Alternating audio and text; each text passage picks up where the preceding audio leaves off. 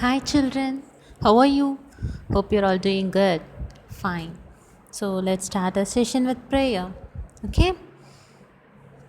Join your hands, close your eyes, and listen to me. Asato ma satgamaya tamaso ma jyotirgamaya मृत्योमामृतं गमय Om Shanti Shanti Shanti. Fine, children. Slowly open your eyes. Great. So what are we seeing about? We are seeing about adaptation in plants and animals. Right. So what is habitat? The place in which the plants and animals will live is called habitat, and a special feature by which the animal or plant will get adjust to the surroundings is called as adaptation. Right. The habitat is divided into water and land, and the further land is divided as deserts, forest, polar regions, hills and mountains, and grasslands. So in this we saw about adaptation in animals, right? So what is the animal termed as in those lives on land? They are termed as terrestrial animals. Okay. How does the animals in desert will get adapt to its conditions? So the desert will be hot during daytime and it is cold during night time. Okay. And the camel will store its food in its hump for a long time, and it can survive without food and water for a long time, right? So similarly the lizard will live into the hole as and when required. It search for food during night time only. Okay. Then in forest the animals has designed with special types of teeth in order to cut and chew the foods properly. In the same way, some animals exhibit camouflage, which is color changing mechanism. Example, chameleon, and the animal porcupine has quills all over its body. Okay, next grasslands. The condition of grassland is dry and windy. Okay, so in order to overcome the heat, the animals will graze in a herd manner in order to avoid the loss of water. Similarly, the grasshopper will adjust to its surroundings in order to adapt the particular conditions in grasslands, right? Then we saw about the animals in polar region. The climatic condition of polar region is so cold so that the birds cannot able to handle that. In order to manage the weather, it will migrate from the cold region to the regions that have climate that is appropriate for their living conditions, right? Similarly, some animals like snake and lizard will hibernate for a long period till the conditions become over. And the polar bear have thick skin all over its body in order to cope up with the cold weather present in the polar region. Then we saw about animals in water. The animals living in water is termed as aquatic animals, and the animals that living in both land and in water is known as amphibian, right? Some of the examples for animals in waters are fish, turtle, whale, shark, etc. They all have gills by which they can absorb the oxygen present in water, and the fins present in their body makes them to change their direction, right? Similarly, for amphibian,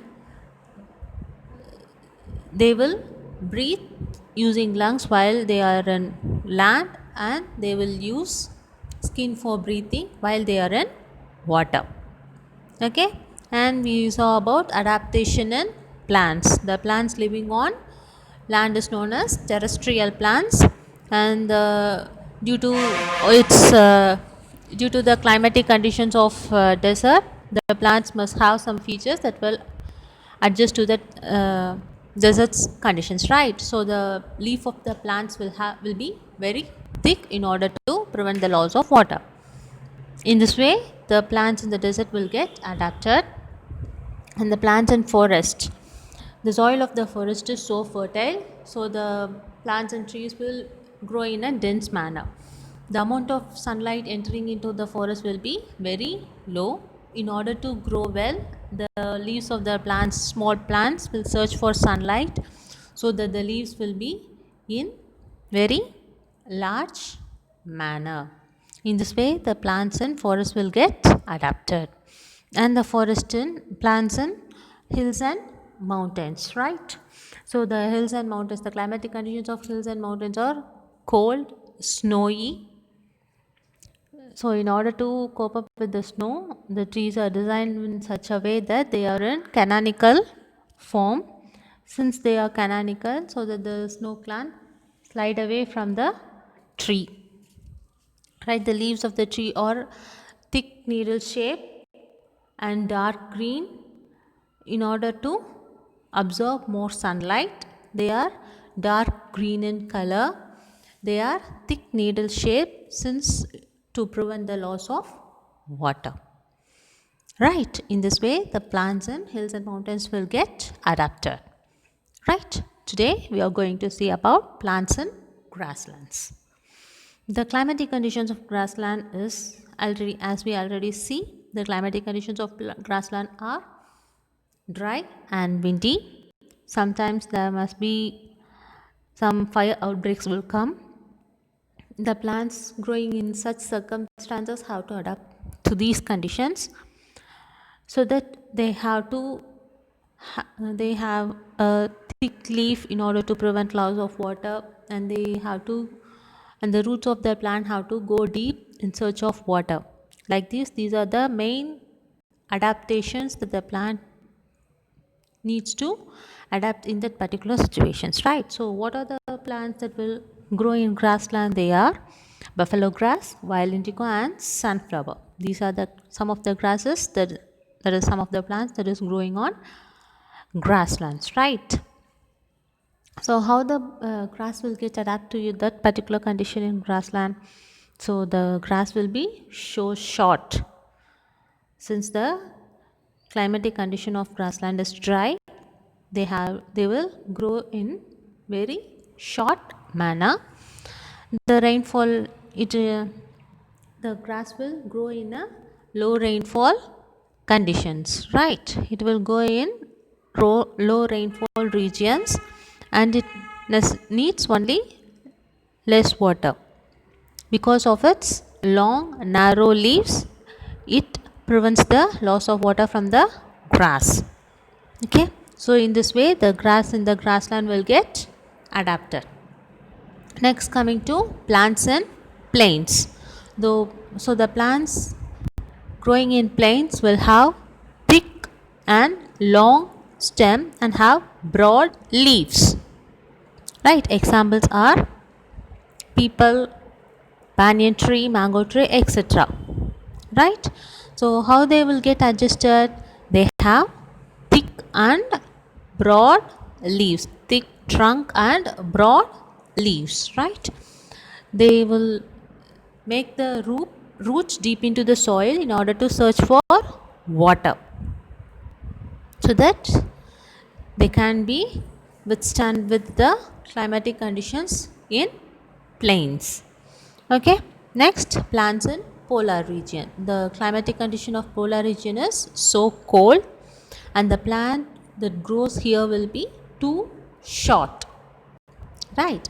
The plant that grow in this region will be Arctic poppy. Okay, it will grow in very small height, okay, and remain close to the ground in order to avoid the damage. Okay, and it has a cup shaped petals in order to trap the maximum sunlight, so it keep the plant warm. In this way, this plant will get adapt to the situations in polar region. So this is what we see in this session. So we see about how the plants in grasslands, plains and polar region will adapt to their surrounding, right? So we can see about the remaining topic in next session. Before that, before going to end our session, let's note down the homework. Take your workbook, page number 27 and 28. In this seventh question, you have to write the difference between migration and hibernation. Then eighth question, guess my name. Read the question, and from the help box given, you have to choose the proper answer for that question, right? And the ninth one is, why do animals adapt to a particular condition or environment of a region or an area? What is the need for adaptation in animals? You have to explain that. So this is about the homework. Finish your homework and upload it in Google Classroom app, right? Okay, till then, stay connected, stay safe. We can meet in next session with new topics, right? Bye.